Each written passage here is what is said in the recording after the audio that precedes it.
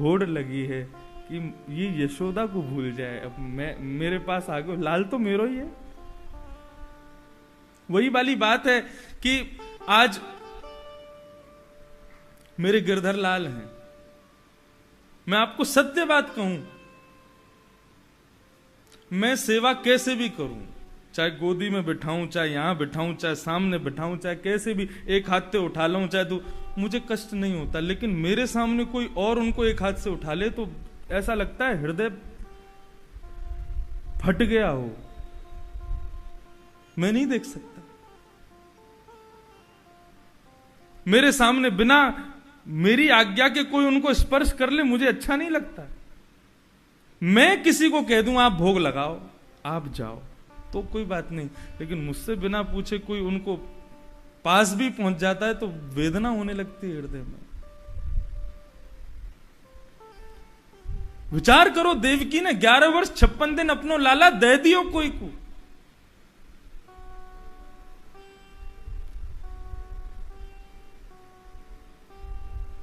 अपने पुत्र को, अपने निधि को आप किसी को दे नहीं सकते।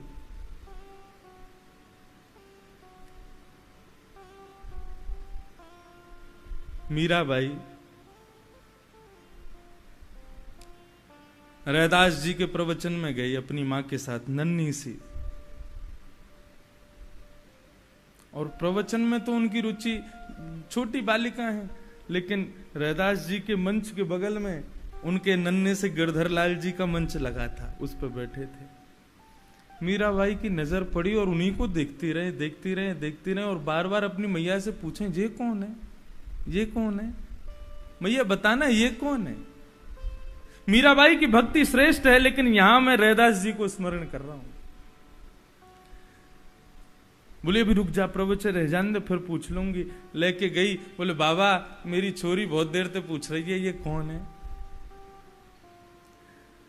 रैदास जी बोले ये हमारे ठाकुर जी हैं। बाबा इनको नाम क्या है?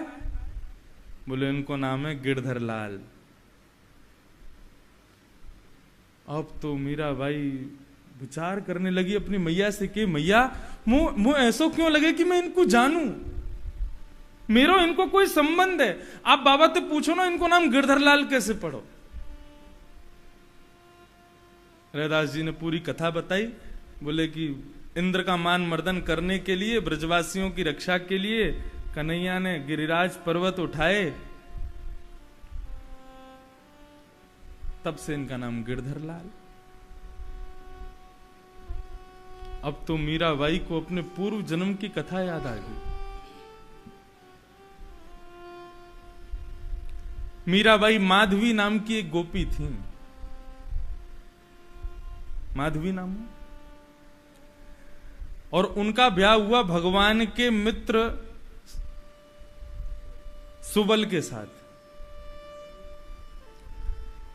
अब सुबल के साथ जब ब्याह हुआ तो मीरा माधवी की मां ने माधवी को समझायो कि देख तू ब्रज तो जा रही है, तेरो सुबल ते ब्याह तो है रोय, लेकिन वह ब्रज में एक छोरा रे तेरे सुबल को मित्र है, लंगोटिया यार है कन्हैया, कछु कर लियो लेकिन बाकू अपनो चेहरा मत दिखाइयो।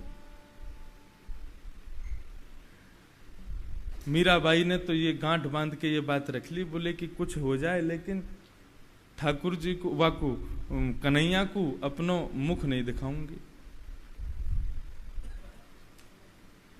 अब तो महाराज जैसी सुबल बारात लेके आने लगो, ठाकुर जी कंडुक क्रीड़ा कर रहे, और क्रीड़ा करते करते हल्ला मचो, अरे सुबल आ गयो, सुबल आ गयो, सुबल आ गयो। इतने में ही ठाकुर जी सब ग्वाल बालन के संग दौड़ के गए। अरे भैया सुबल तेरो ब्याह है गो? हाँ ब्याह तो है गयो। अरे हमें दिखा देना एक भाभी कैसी है। वो तेरी भाभी है, तू देख ले। पालकी में बैठी थी माधवी, पर्दा हटा करके ठाकुर जी भीतर पहुंचे। मीराबाई को पता चल गया कि ये वही श्याम सुंदर, वही कन्हैया आ रहे हैं जिनके काजे मेरी मैया ने मुझे मना करी कि वाको मुख मत दिखाइयो। ठाकुर जी बोले भाभी हम तुम्हारे पतिदेव के सबसे बढ़िया मित्र हैं, चलो अपना मुखमंडल दिखाओ, हम तुम्हारे देवर हैं। मीराबाई ने मुख और जोर से पकड़ लिया।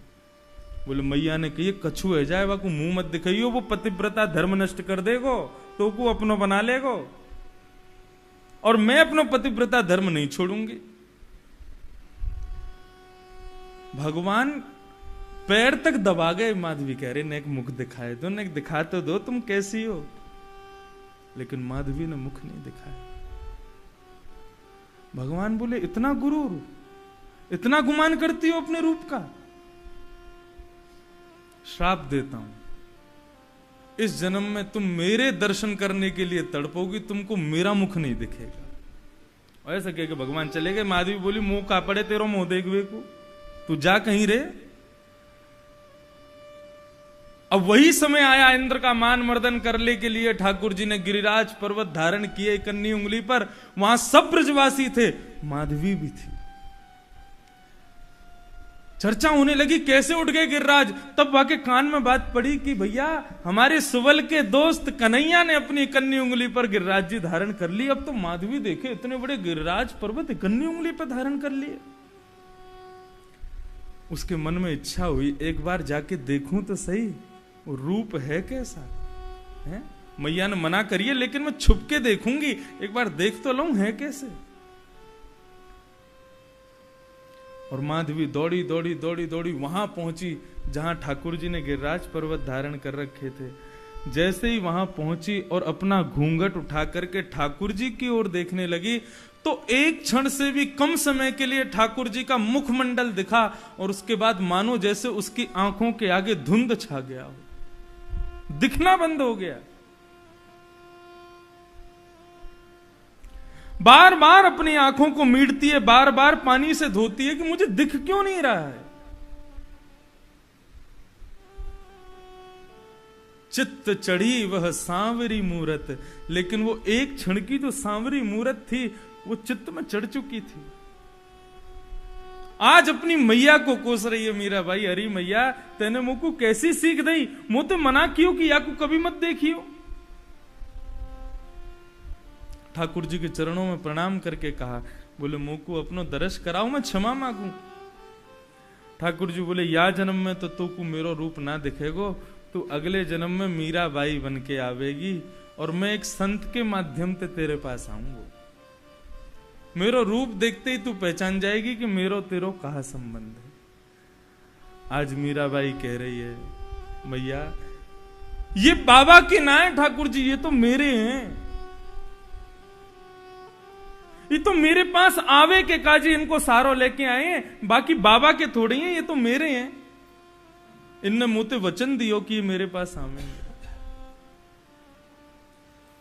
अब विचार करो, इतने वर्षों से रैदास जी सेवा करते आ रहे हैं और उनको कोई कहे कि ये मेरे हैं। ताम्र वर्ण हो गया उनका, तो बोले कि कैसे कैसे कहा, अरे ये मेरे ठाकुर जी, इनको खवाऊं पिवाऊं अपने संग सुबाऊं और ये कह रही है मेरे।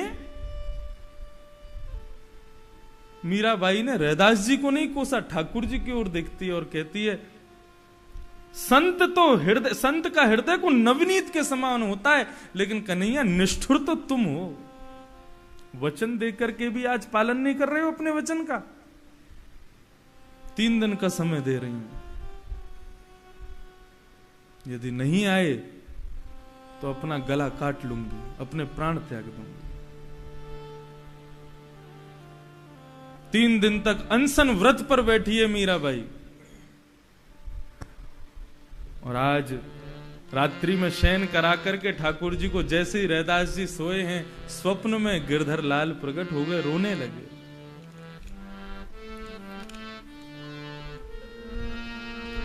रैदास जी बोले जय जय, मेरी सेवा में कोई कमी, आप क्यों रुदन कर रहे हो। अब तो भगवान रोमे ही रोमे बोले बाबा मुझको क्षमा कर दो। रैदास जी बोले कहा भयो, आप क्षमा क्यों मांग रहे हो। ठाकुर जी बोले मैं आपको ना हूं, मैं तो मीराबाई को हूं। वो जो तुम्हारे प्रवचन में छोरी आई ना, मैं वही के पास जाऊंगा, वो वहां के पास आज नहीं पहुंचो ना तो अपने प्राण त्याग देगी। तुम ले जाके मुंह को वही को दिया।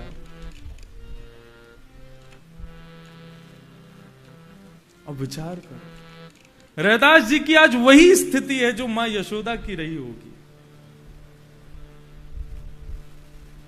जिनको खवा के खामे, जिनको सुबह के सोवे, जिनको नवा में दुआ में हमेशा अपने पास रखें, उनको कोई और ले जाए, कैसी वेदना होती है।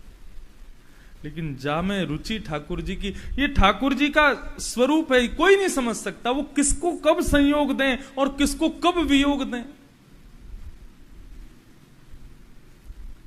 मीराबाई अनशन व्रत पर बैठी है, रुदन कर रही है कि वे आएंगे तो रहूंगी, नहीं तो आज अपने प्राण त्याग दूंगी।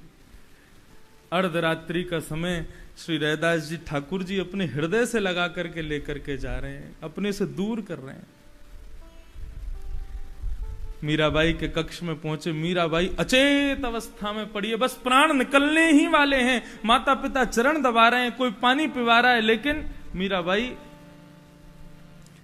तब रैदास जी पहुंचे और अपने गिरधर लाल को हाथ में लेकर के नेत्रों से अश्रुपात करते जा रहे हैं और मीराबाई से कहते हैं, बेटी चल उठ जा। ले मीरा है गिरधर तेरा,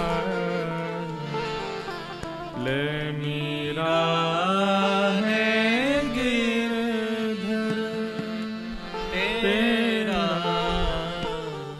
ले मीरा है गिरधर तेरा, ले मीरा ले गिरधर तेरा, ले मीरा है गिरधर तेरा, ले मीरा ले गिरधर तेरा, सेवा पूर्ण भई अब मेरी, सेवा पूरी भई अब मेरी, सेवा पूरी भई अब मेरी, सेवा पूरी भई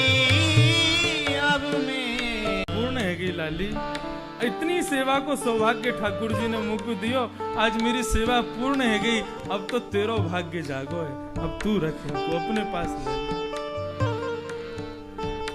अत्यंत वेदना में है, लेकिन फिर भी ठाकुर जी की इच्छा, अब तक आपसे सुख ले रहे, अब मीराबाई से सुख लेंगे।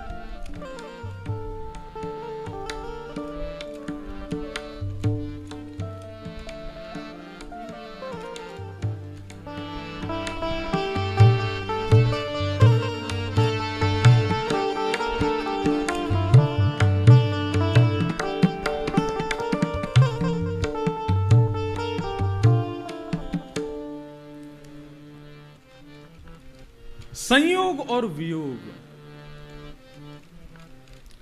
इस दुनिया के 4 अकाट्य सत्य हैं, लिख लीजिएगा अपने पास।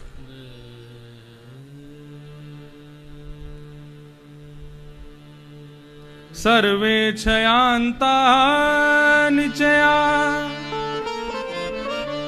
पतनांता समुदया,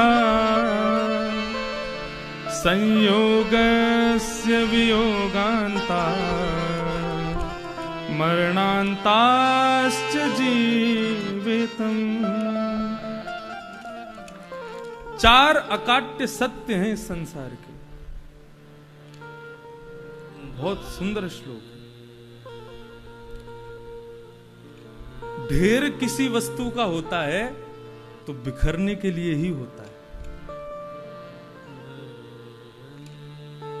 आपके पास में धन यदि अति आ जाए, किसके लिए आया है? खर्च होने के लिए तो आया है। किसी वस्तु का ढेर, आप सब्जी मंडी सुबह जाओ, कितनी सब्जियों का ढेर है, किसके लिए? बंटने के लिए ही तो है। तो पहला काट्य सत्य यह है कि ढेर जो होता है वो बिखरने के लिए होता है। और दूसरा काट्य सत्य क्या है? ऊंचाई पर यदि आप चढ़े हो तो किसके लिए चढ़े हो? नीचे उतरने के लिए ही चढ़े हो। ऊंचाई पर कोई जाता है तो वो नीचे आने के लिए ही जाता। अब इसको आप किसी भी भाव में ले लो, कोई पहाड़ पे ऊपर चढ़ा है तो नीचे उतरने के लिए ही चढ़ा है। अब या फिर उसको दूसरे भाव में ले लो, किसी ने यदि बहुत यशमान प्रतिष्ठा यश वैभव खूब कमा लिया है तो एक दिन उसका पतन भी थोड़ा बहुत ही सही होगा जरूर। ऊपर चढ़े हो तो नीचे तो एक बार आओगे। दूसरा काट्य सत्य यह है कि कोई बहुत ऊंचाई पर चढ़ा है तो नीचे आने के लिए ही चढ़ा है। और तीसरा अकाट्य सत्य क्या है? यदि आपको किसी का संयोग मिला है तो वो वियोग पाने के लिए ही मिला है। आज यदि आपका किसी से संयोग हुआ है तो इस बात के लिए आप तैयार रहिए कि कल को वियोग भी मिलेगा आपको, और आपको उसके लिए तैयार रहना चाहिए। और चौथा काट्य सत्य है, किसी का जन्म हुआ है तो मरने के लिए हुआ है, वो जी नहीं सकता।